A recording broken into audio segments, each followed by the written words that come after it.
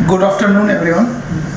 आज हम लोग डिस्कस करने वाले हैं लाइन ऑफ फायर पे, जो कि एक बहुत बड़ा हैजार्ड होता है कंस्ट्रक्शन साइट या फिर कोई भी आपका एग्जीक्यूशन चालू प्लांट हो या कोई भी ऐसा काम चल रहा हो जहाँ पैलेस हो, वहाँ पे लाइन ऑफ फायर एक बहुत बड़ा हैजार्ड होता है। अभी उसी के बारे में हम लोग डिस्कस करेंगे। एक यहाँ फोटो दिखाया गया है जो कि एक मशीन चल रहा पाइल रिग, जिसके नीचे बहुत सारे लोग मूव कर रहे हैं, जो कि ये सारे लोग लाइन ऑफ फायर में आ रहे हैं। उसी के बारे में यहाँ एक मीटिंग चल रहा है कि किस तरह से इस सब्सटेंसेस को हम लोग एक एरिया को बैरिकेड करके डेवलप करना कि एरिया वहाँ पे ऐसा कुछ सिचुएशन पैनिक ना आ जाए, कुछ ऐसा इंसिडेंट ना आ जाए जिसकी वजह से कुछ खतरा होने का चांसेस रहता है। ठीक है, अभी मेनली हम लोग यहाँ इसका ऑब्जेक्टिव देखते हैं। ये है अपना understand the concept of line of fire.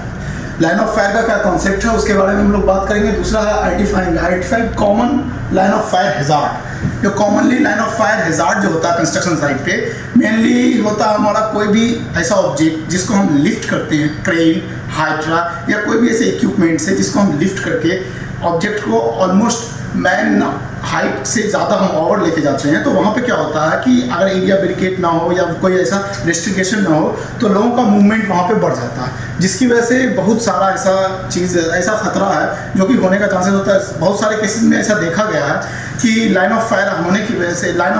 की वजह से लोगों का इंसिडेंट हो गया और बहुत बड़ा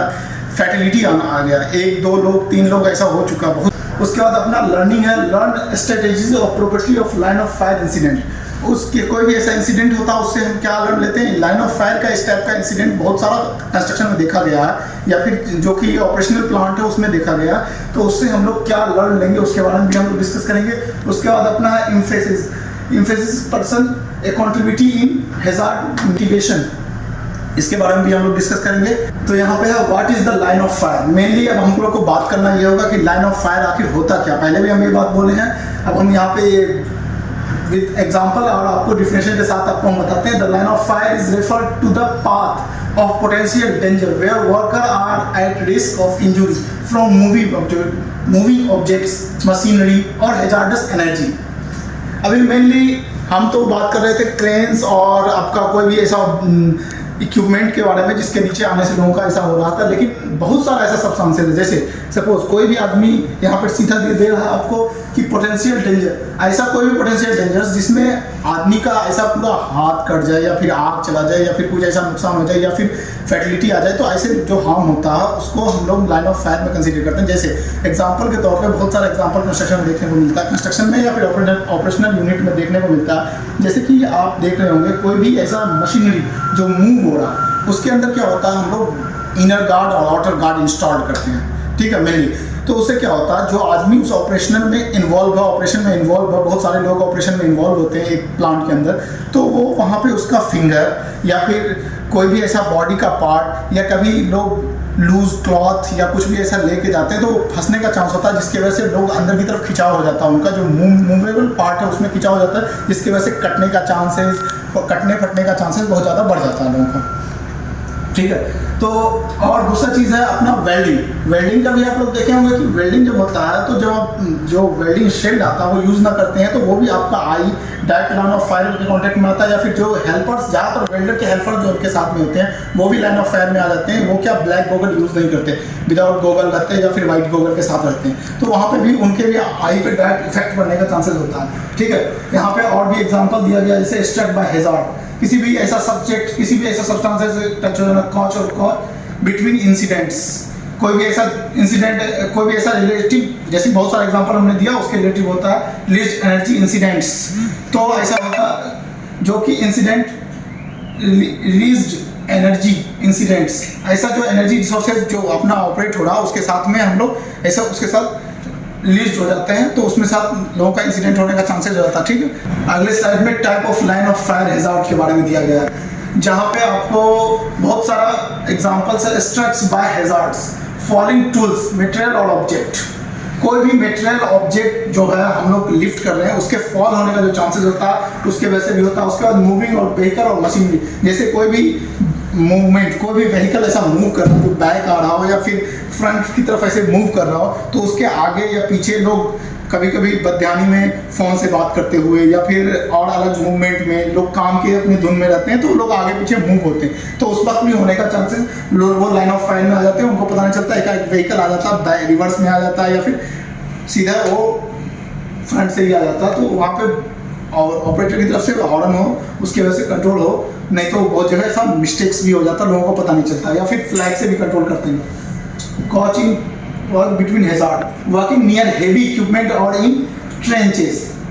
कोई भी हेवी इक्विपमेंट, जैसे कोई भी बहुत हैवी इक्विपमेंट है, सपोज ड्रिल के लिए जैसे रिग आता अपना पाइल रिग आ रहा है, या फिर कोई भी हैवी क्रेन्स आता है, मेनली जहाँ work near by heavy equipment जैसे रहता है, कहीं भी ट्रेंच हो या फिर एक्सकेवेशन पीट हो, उसके नियर बाय बहुत सारा ऐसा चलता रहता है वर्क, जैसे सिविल का सिमेंटेरियस एक्टिविटी चलती रहती है, सिविल का एक्टिविटी हो, मैकेनिकल का एक्टिविटी हो, तो उसमें क्या क्रेन्स मूवमेंट ट्रेंच के बाजू से या फिर एक्सकेवेशन पीट के बाजू से चलता है, तो वहाँ पे क्या होता है, हमारा ज़्यादातर चांसेस होता है नियर बाय ट्रेंच जो इक्विपमेंट आता है, वहाँ पे जो हैवी मटेरियल वो इक्विपमेंट जैसे ट्रेंच के बाजू में लगा है, तो वहाँ पे वो भी कोलैप्स होने का, वहाँ पे सॉइल का चांसेस बढ़ जाता है, वो भी आपका इसमें आ जाता है, आपका लाइन ऑफ फायर में आ जाता है,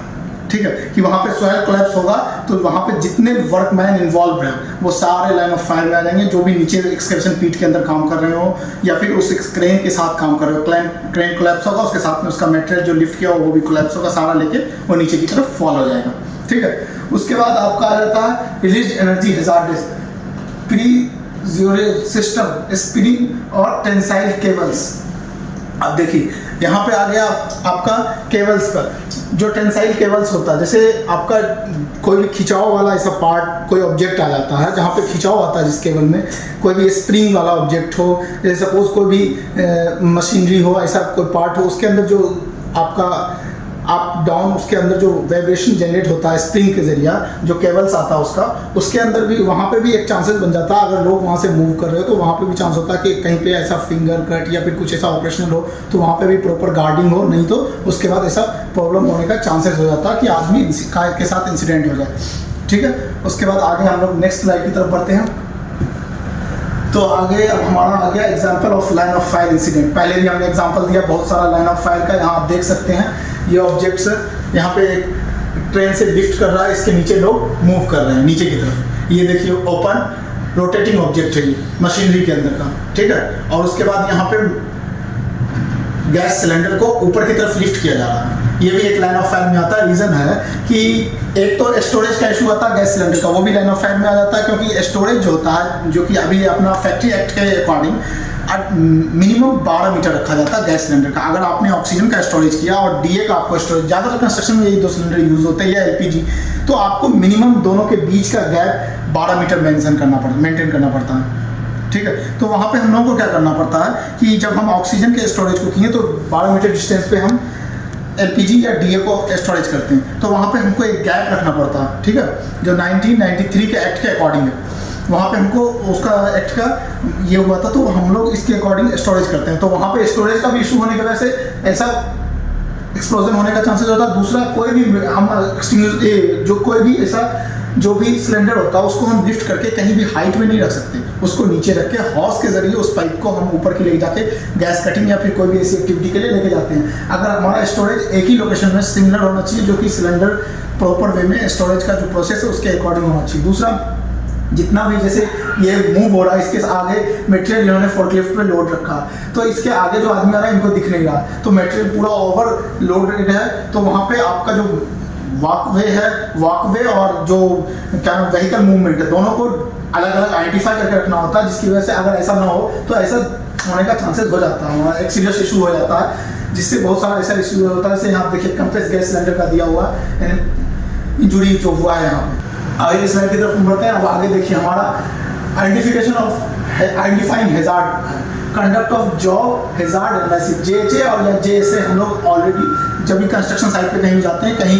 एज पर क्लाइंट रिक्वायरमेंट हम लोग जेएचए जेएसए या फिर हीरा हम लोग अप्लाई करते हैं, जिसके अकॉर्डिंग हम लोग रिस्क को और उसके हैजार्ड्स को कम करने की कोशिश करते हैं। दूसरा, आगे observe moving part, storage energy and potential impact zone, कहीं भी हमारा ऐसा कोई ऐसा जोन हो जहाँ कोई भी मशीनरी ऑपरेट हो रहा हो, तो उसको हम प्रॉपर गार्डिंग, उसका प्रॉपर गार्ड प्रोवाइड करेंगे, इनर गार्ड और आउटर गार्ड, जो कि प्रोटेक्ट करेगा वहाँ पे उस व्हीकल के साथ जो लोग काम कर रहे हैं उसके साथ। उसके बाद हम वर्कर के साथ यहाँ दिख रहा है वर्कर के साथ लोग कम्युनिकेट करके उसको मोटिवेट करके कम्युनिकेट करके हम उसको अपनी तरफ से उनको भी एजुकेट करेंगे कि आपको इस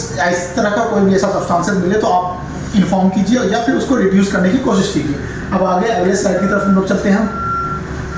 आगे की तरफ अभी हमारा चल रहा प्रिवेंटिव मेजर्स, जहाँ हम लोग अभी हिराची रूल के अकॉर्डिंग एनर्जी कंट्रोल ले रहे हैं, ठीक है। Install barriers, guard and warning system. सबसे पहला चीज़ है कि कोई भी ऐसा सब्सटेंसेस आता तो उसके आगे हमको एक ऐसा जनरेट करना कि वहाँ पे लोगों को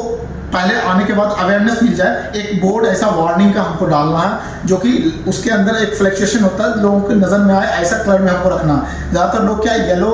में रखते हैं जो कि लोगों को ज़्यादातर उसको विजिबल होता है, ठीक है। तो वो हमको एक बोर्ड वहाँ पे डिस्प्ले कर देना है और उस पर उसका वार्निंग डाल देना, उससे क्या होने वाला खतरा उसके बारे में हमको उसको बता देना पहले, ठीक है। दूसरा एडमिनिस्ट्रेशन कंट्रोल की तरफ हम लोग चलते हैं, जो कि इन्फोर्स सेफ वर्क प्रोसीजर, जो कि आपका ऑपरेशन का जो सेफ वर्क प्रोसीजर SOP जो आता है, सेफ वर्क प्रोसीजर, उसको हम लोग को वहाँ पे शो करना है, डिस्प्ले कर देना है। जो भी आए उसके साथ ऑपरेशनल में जुड़े पहले उसको SOP के बारे में डिस्कस कर लेना, उससे उसको बता देना, उसको भी अवेयर कर देना और खुद भी अवेयर रहना। उसके बाद हमको उससे आगे ये एडमिनिस्ट्रेशन कंट्रोल में आता है। अगला